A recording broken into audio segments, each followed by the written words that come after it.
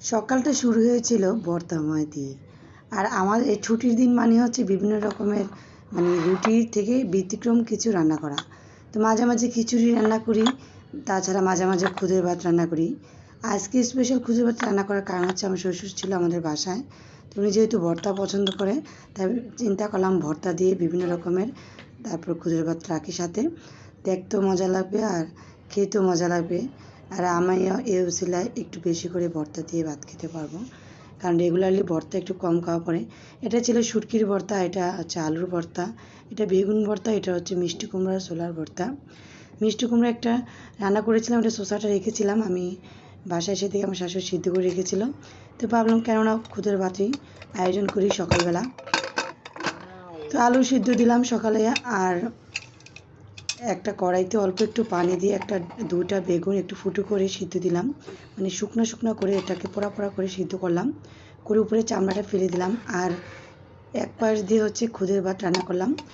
যেহেতু আমি শ্বশুর তেল ছাড়া খাবার খাই, তাই অল্প তেলে এই খুদের ভাতটা রান্না করেছিলাম। তো অল্প তেল দিয়ে তারপর হচ্ছে পেঁয়াজ কুচি দিয়ে, তারপর যেভাবে আমরা পোলাও রান্না করি সাধারণত সেভাবেই রান্নাটা করেছি। একটা মেবি পোলাওর পাতাও দিয়েছিলাম।